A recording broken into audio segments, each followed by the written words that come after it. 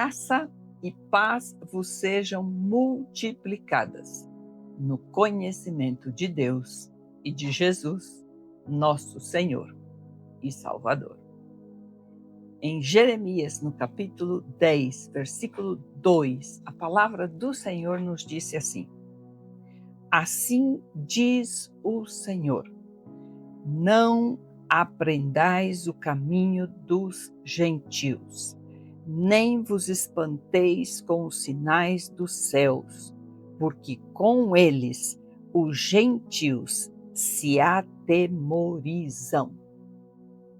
E em Lucas, no capítulo 21, versículo 23 ao 27, nos diz assim: Haverá sinais no sol, na lua e nas estrelas. Sobre a terra, angústias entre as nações, em perplexidade por causa do bramido do mar e das ondas. Haverá homens que desmaiarão de terror e pela expectativa das coisas que sobrevirão ao mundo, pois os poderes dos céus serão abalados. Então se verá o Filho do Homem vindo numa nuvem com poder e grande glória. Hoje vamos falar de um assunto que está neste momento produzindo exatamente estas situações que foram escritas na palavra de Deus. Produzindo temor, produzindo dúvidas, produzindo insegurança, fazendo com que homens estejam assim atemorizados, perdendo o sentido ou a direção do que necessitam fazer.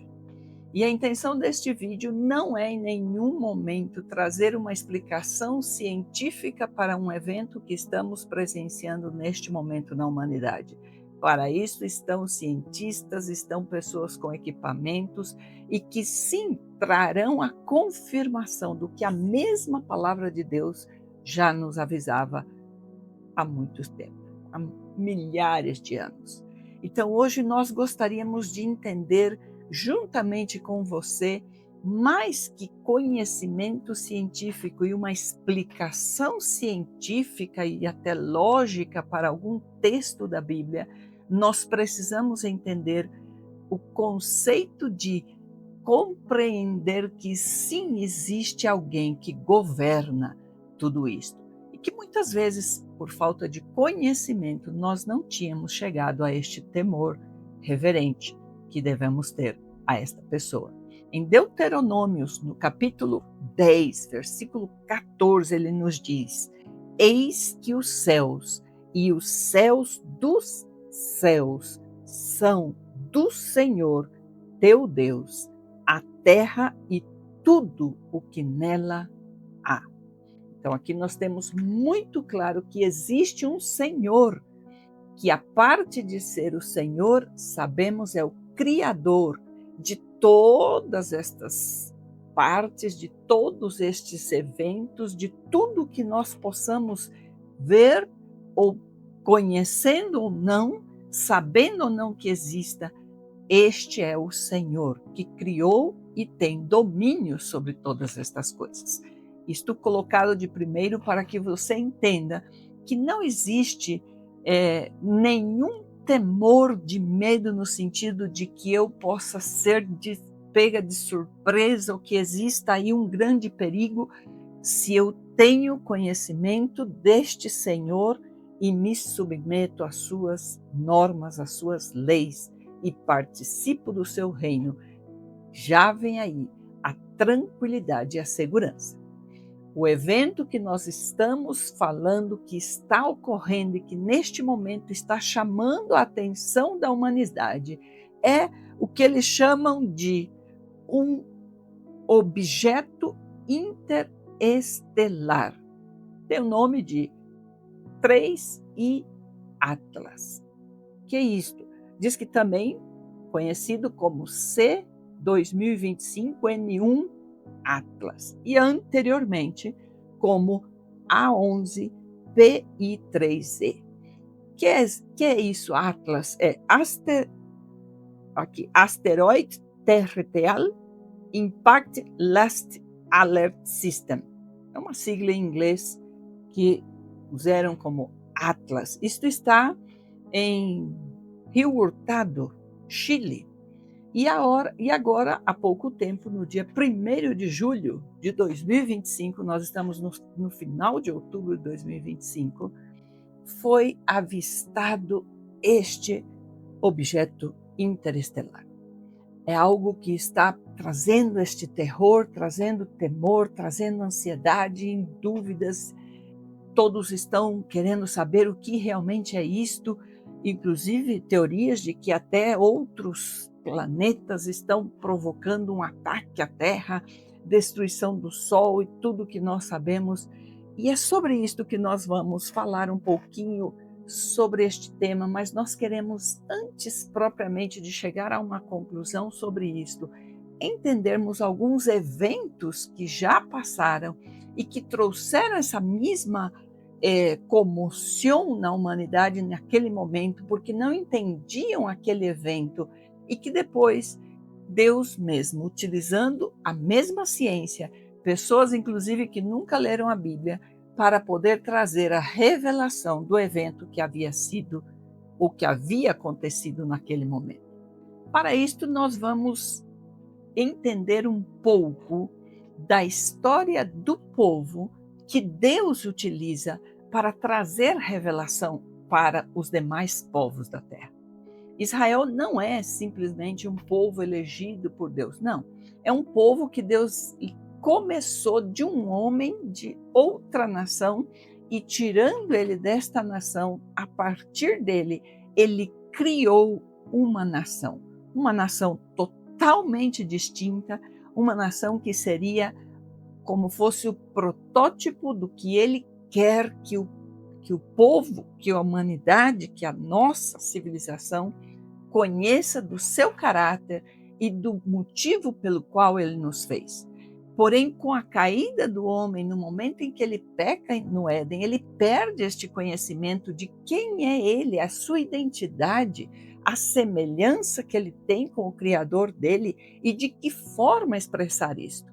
Nesta situação de total ignorância, separação completa deste Deus, é que Deus promove todo um processo para voltar a ter este contato e produzir este conhecimento para uma geração de pessoas totalmente ignorantes, longe do conhecimento dele e do que é a verdade do seu próprio ser e do universo que ele está inserido.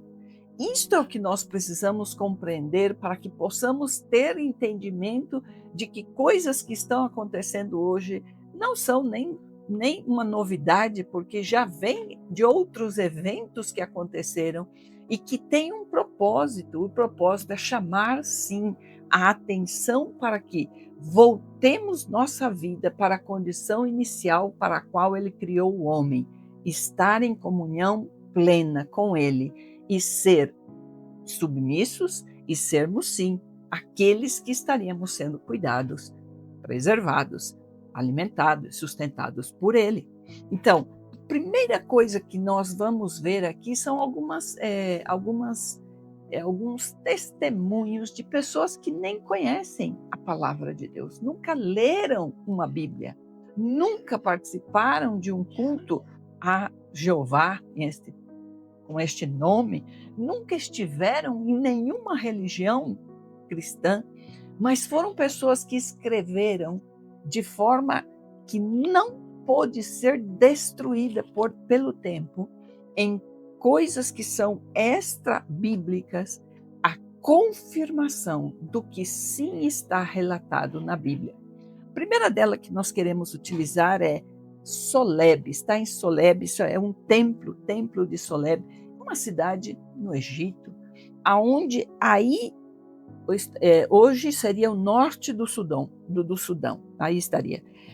Esta cidade, este templo, os egípcios, os faraós, os reis deste então, eles faziam salas com grandes colunas altíssimas de 25 metros, e estas colunas eles se entalhavam, artistas entalhavam aí e colocavam dentro de como fosse um tubo, não? Aí fechado, que eles chamam de cartucho, e aí dentro deste cartucho eles colocavam os nomes das tribos ou dos povos ou dos reinos que eles haviam conquistado em batalha.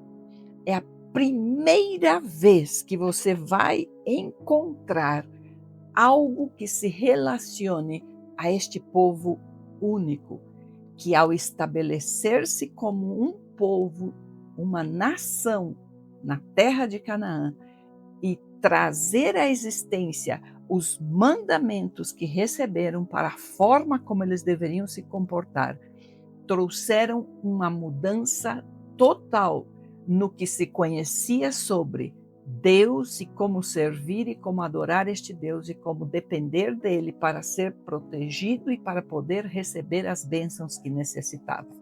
Este povo, Israel, quando nós vamos aí neste templo em Soleb, nesta cidade que existiu aí em Egito, hoje as ruínas deste lugar, você encontra na coluna número 4, dentro de um cartucho, eles está aí escrito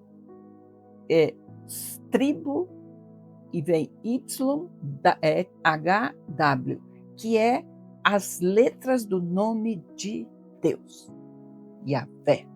Então, é a primeira vez, o primeiro registro, o registro mais antigo deste nome. Isto aí, esta inscrição, ela é do século XIV, antes da Era Comum. Isto quer dizer que nós estaríamos falando como mais de 100 anos antes de que aqueles eventos que foram relatados na Bíblia que deveriam estar acontecendo no século XIII, antes da Era Comum.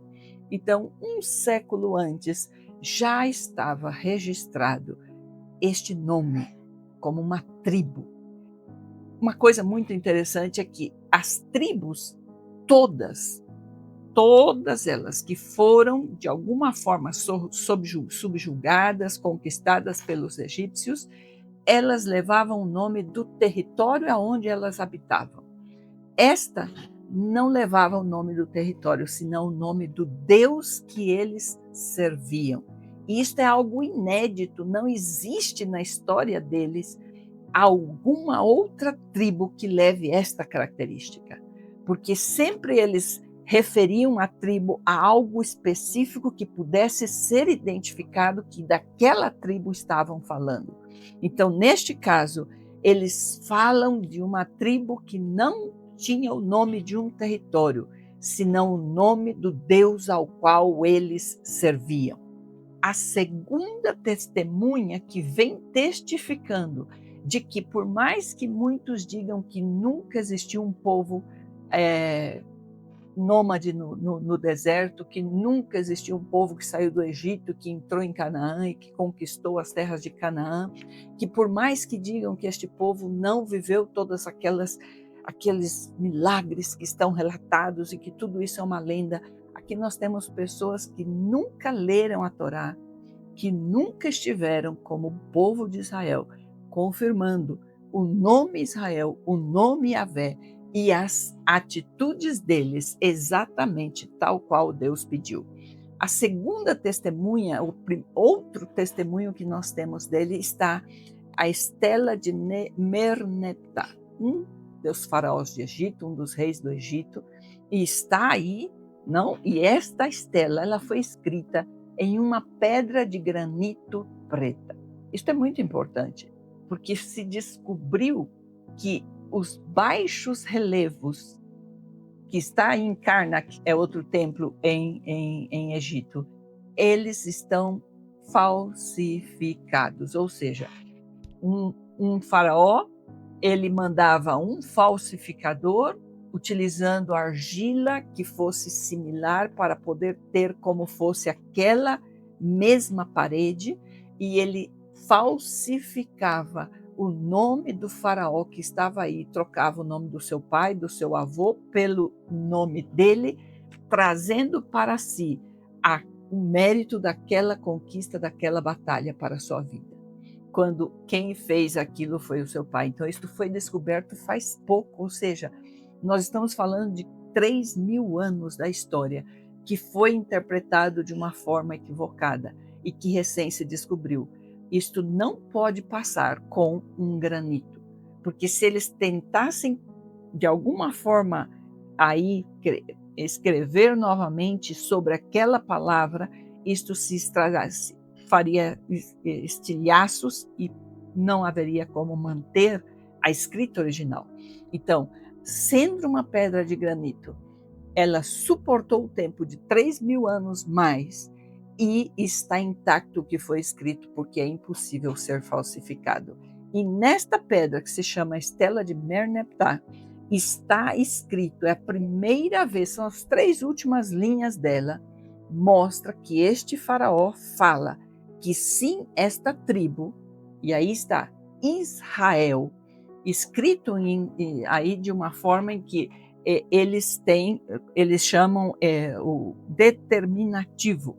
Juntamente com o nome, eles colocam símbolos, está um homem, uma mulher e 3 linhas que demonstram que isto é uma tribo em processo de estabelecimento fixo. Então, eles confirmam que naquele tempo, e aqui nós estamos falando do ano de 1207, antes da Era Comum, e nós falamos que aí neste tempo, este rei egípcio confirmava que existia uma tribo, Israel, que era uma tribo nômade no deserto e que agora estava buscando estabelecer-se e fixar-se nesta terra de Canaã. E como esta terra de Canaã era uma terra que ele tinha os reis subjugados ao governo e ao Império Egípcio, ele vem esse faraó para fazer essa campanha militar para voltar a adquirir isto, porque agora este povo israelita estavam num processo de entrar nas cidades, conquistar as cidades e estabelecer-se como os donos desta terra. E o último evento que eu gostaria de colocar aqui como uma testemunha, para mim o mais impressionante, é Ugarit. Que é Ugarit? Uma cidade-estado costeira da atual Síria, que estava de frente para a ilha de Chipre. Esta cidade é uma cidade muito importante, ela existia no século XIV e quando os israelitas estavam entrando a Canaã, ela já não existia. E o que existe aí de tão importante, Marildes? Aí estão os arquivos do registro do nome de todos os deuses que eram cultuados na região de Canaã. Ou seja, os de Canaã, eles e os de Ugarit, por mais que fosse uma cidade que estava mais ao norte de Canaã, eles também tinham como religião a religião cananeia. A religião cananeia era uma religião onde eles tinham muitos deuses, assim como os egípcios tinham muitos deuses, adoravam todo tipo de criatura, e sol e terra e tal. Aqui nós encontramos muitos deuses.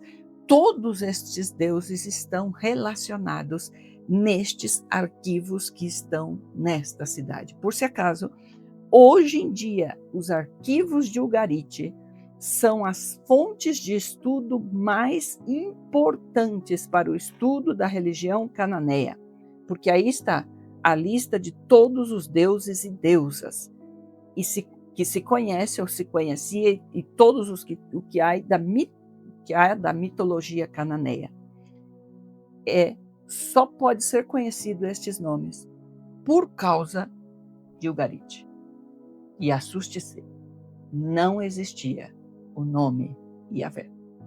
Então nós podemos afirmar que Yahvé, o Deus Yahvé, a religião monoteísta praticada pelos israelitas, começa a existir como algo conhecido da humanidade A partir deste século XIII, quando eles entram a Canaã e trazem este conhecimento deste Deus, que é um Deus dos que são monoteístas.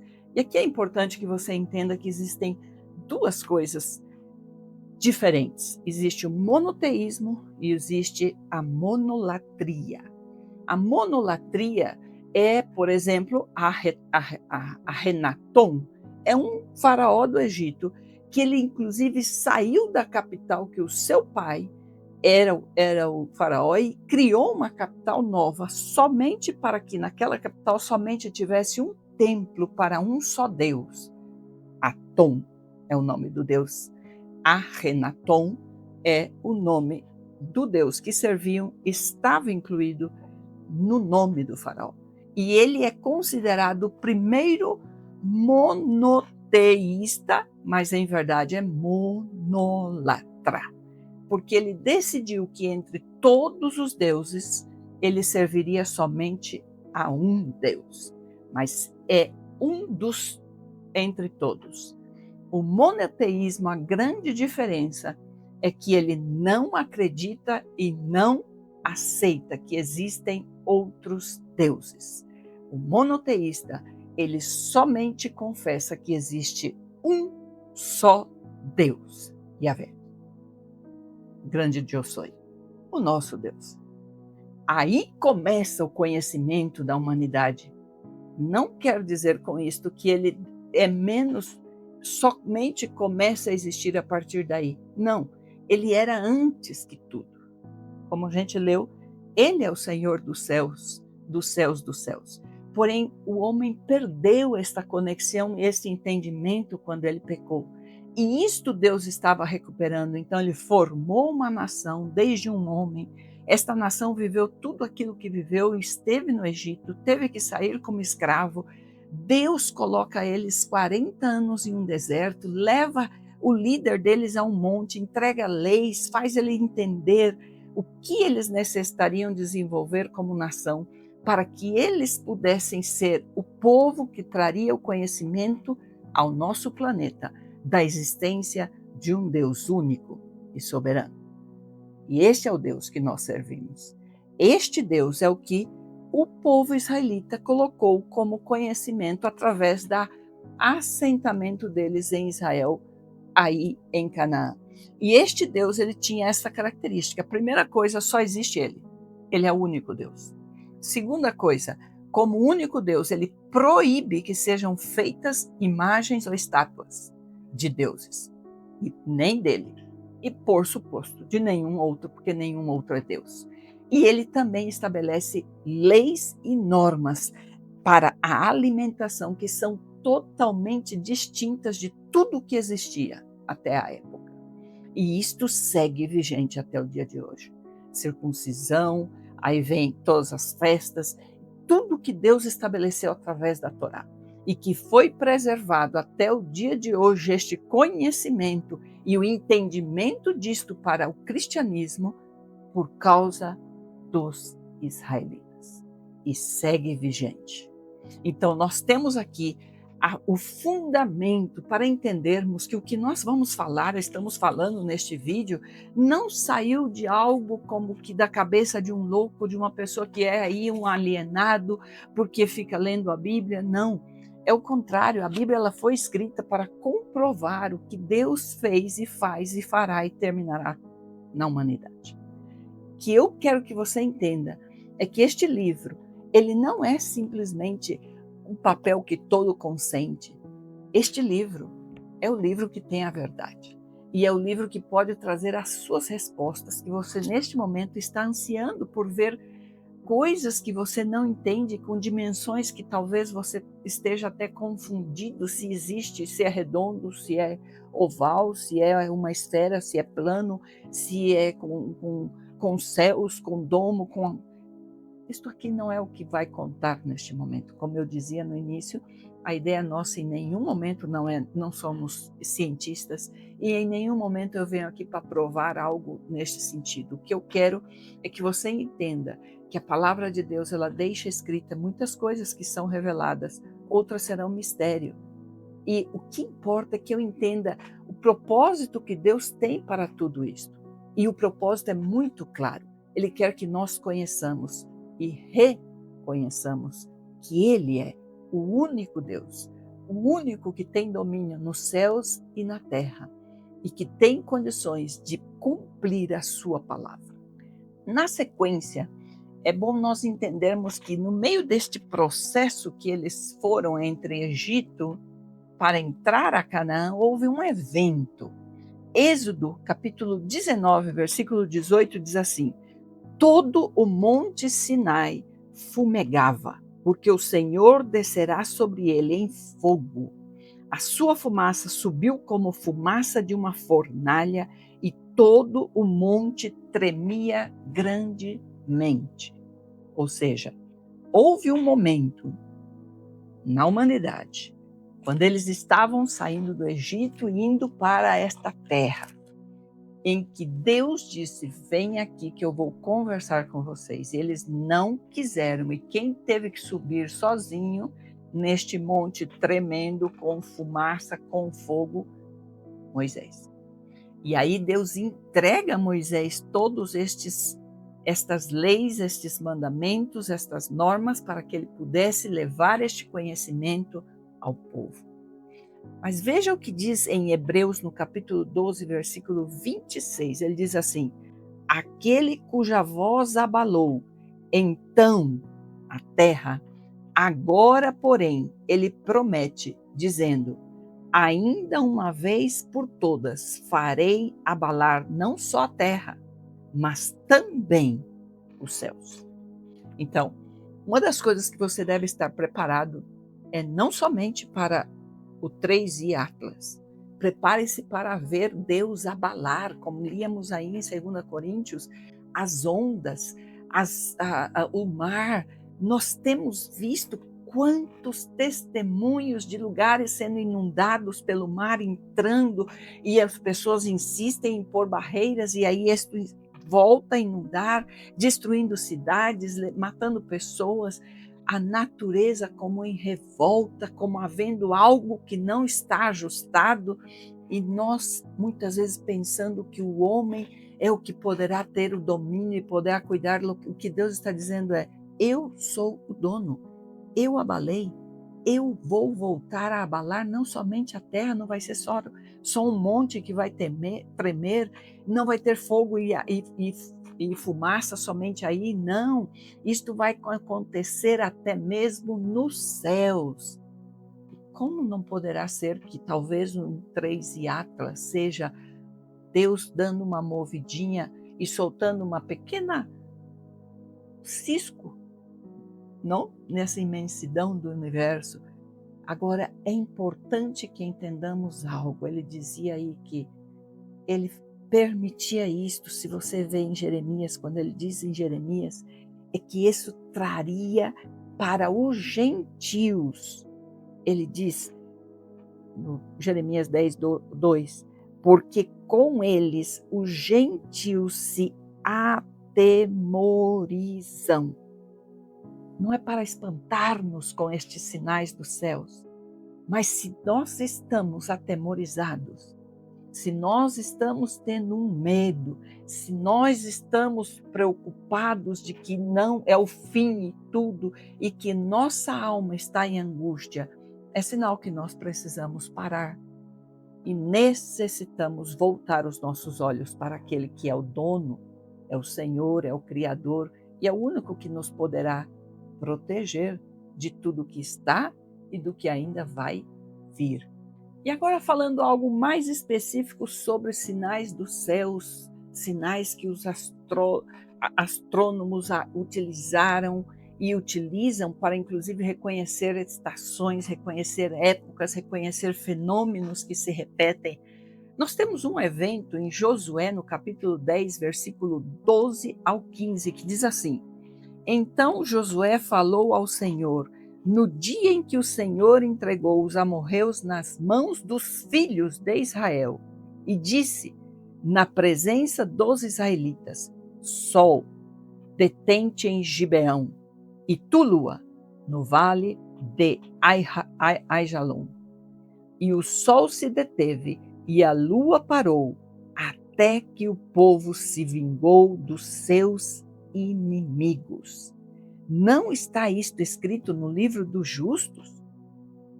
O sol, pois, se deteve no meio do céu e não se apressou a pôr-se, quase um dia inteiro. Não houve dia semelhante a este, nem antes, nem depois dele, tendo o Senhor assim atendido à voz de um homem, porque o Senhor pelejava por Israel. Voltou Josué e todo Israel com ele ao arraial de Gilgal. Aqui nós sabemos, o povo de Gibeão fez um pacto com Josué. Josué, inadvertidamente, por não consultar a Deus, entrou em aliança com eles. E agora, quando o restante dos reis de Canaã, que eram amorreus, eles falam, ele conseguiu fazer aliança com este homem que está entrando e avassalhando, já havia destruído a Jericó, já havia passado por Ai, seguia avançando, conquistando. Então eles se juntam, 5 reis amorreus do território de Canaã. Aí está Jerusalém, aí está Hebron, aí está Jarmute, aí está Laquis e Eglon. Todos estes 5 reis se juntaram e levaram seu exército em contra deste rei, também daí de Canaã, os de Gibeão, e iam querer destruí-los porque eles haviam feito aliança com Josué. E Josué vem com as tribos de Israel e ajuda, e neste evento acontece esta situação, que Josué diz que necessitava poder terminar de matar eles, e Deus permite isso. Agora, se você busca, nós vamos colocar aí nos comentários, na descrição, o link da notícia. NASA confirma que no ano de 1207, no dia 10 de outubro, houve uma eclipse solar anular, que é exatamente o que está sendo registrado aqui de uma forma poética, como é a linguagem da Bíblia, muitas vezes, mas o que estava sendo relatado aqui, que para aquele então era algo totalmente inaudito para eles, eles não conheciam que fenômeno era aquele e diziam, meu Deus, e aí está. Mas hoje se confirma que o que aconteceu naquele momento foi, e exatamente isto, daquele lugar se pode ver este alinhamento do Sol e da Lua, e foi possível, aconteceu esta eclipse que foi registrada no livro de Josué e hoje já é confirmado pela ciência de que sim, este evento aconteceu nesta data e aconteceu este evento. Então hoje talvez nós não possamos dizer com confiança o que é um 3i Atlas. Não sei quantos anos seguiremos existindo, porque a Bíblia diz que o céu passará, a terra passará. Então, se aconteça que este céu e esta terra sigam existindo, pode ser que um dia se vai ter tão claro, assim como nós temos hoje, que esta situação relatada em Josué era simplesmente um eclipse solar anular. Não que porque tem o total, tem o parcial e tem o anular, que é o que faz como um anel em volta da Lua, porque está escondendo aí o Sol, e isto fica como um anel de fogo. Hoje, muito fácil para nós ouvirmos isto e entendermos, vemos até fotos, mas para aquele então, isso era um absurdo, era algo que era novidade. Hoje nós temos esta situação, seguimos tendo situações, mas Deus segue alertando de que Ele segue sendo o dono dos céus, dos céus, dos céus. E aqui eu gostaria que nós entendêssemos algo. Ele, sendo quem é, fica impossível que eu me esconda. Em Jeremias, no capítulo 23, versículo 23 e 24, diz: acaso sou Deus apenas de perto, diz o Senhor, e não também de longe? Ocultar-me-ia alguém em esconderijos de modo que eu não o veja? Diz o Senhor, porventura não encho os céus e a terra? Diz o Senhor. Então não duvide, a única pessoa que o único ser que pode colocar algo neste espaço ou aqui embaixo é Deus. Está dito. Eu sei que para muitos a Bíblia pode ser um livro de ficção, para muitos a Bíblia pode ser um livro de alienação, mas estamos com inúmeros estudos científicos, pessoas confirmando fatos que eram para a história algo utópico, uma imaginação muito criativa e que hoje estão confirmados pela ciência de que sim aconteceram, tal qual está escrito na Bíblia. E para isto, se você vê o Salmo 139, o versículo 7 ao 12 diz: para onde me ausentarei do teu espírito? Para onde fugirei da tua face? Se subo aos céus, lá estás. Se faço a minha cama no mais profundo abismo, lá estás também. Se tomo as asas da alvorada e me detenho nos confins dos mares, ainda lá me haverá de guiar a tua mão e a tua destra me susterá. Se eu digo, as trevas com efeito me encobrirão, e a luz ao redor de mim se fará noite, até as próprias trevas não te serão escuras. As trevas e a luz são a mesma coisa. Creio que está mais que claro. Existem coisas que vão suceder nesta terra que serão realmente de destruição, de juízo, que Deus sim chegará ao momento em que Ele vai julgar toda maldade, impiedade, injustiça, tudo que nós sabemos que está acontecendo, sim. Mas é importante que você entenda que este tempo que nós estamos tendo e alertas como estes que estamos vivendo o dia de hoje, que você pode até talvez pensar, vou ligar a televisão e assistir uma notícia para distrair a minha mente. E até aí, Deus está chamando a sua atenção e alertando: alô, é tempo de me buscar, de colocar as contas em dia comigo, porque se acerca o dia em que isto vai terminar. E eu creio que esta é a grande mensagem que o 3i Atlas nos traz, de que é o tempo de arrumarmos a nossa casa, de colocarmos em ordem as contas, de estarmos a contas com Deus e com os demais e acreditarmos que se Ele disse, Ele cumprirá. A palavra de Deus diz em 3 oportunidades, Mateus, em Lucas e em Marcos. Ele diz, vamos ler em Mateus. Em Mateus capítulo 24, versículo 35, ele diz: passarão ou passará o céu e a terra, porém as minhas palavras não passarão. A mesma expressão você pode ler em Marcos, no capítulo 13, versículo 20 versículo 31, e Lucas, capítulo 21, versículo 33. A terra e os céus passarão, mas as minhas palavras não passarão. Passará a terra e os céus, mas a minha palavra não passará. Então, o alerta que eu creio que nós devemos receber com tudo que nós vemos estar sendo abalado nos céus, na terra, os terremotos, as guerras, os rumores de guerras. E aqui eu li o de Mateus 24, porque se você quer um capítulo da Bíblia que é uma magistral explicação do que são os tempos que estamos vivendo, é o capítulo 24 de Mateus, e ele diz que pode passar céus e terra, mas as palavras dele não vão passar.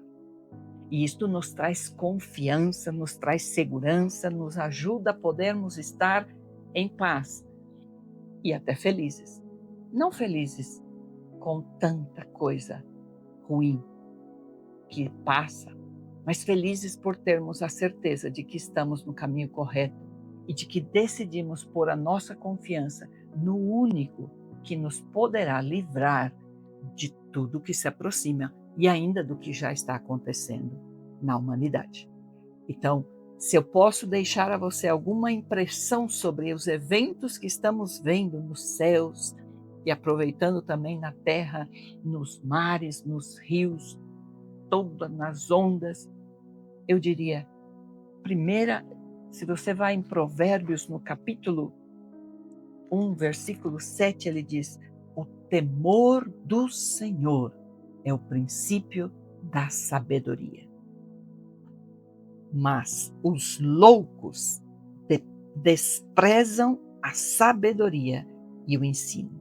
Então, se você quer ser uma pessoa sábia, até ter respostas para os eventos que vão estar e que já estão e que ainda virão, o principal que você deve ter é temor do Senhor. Aí é o começo de tudo.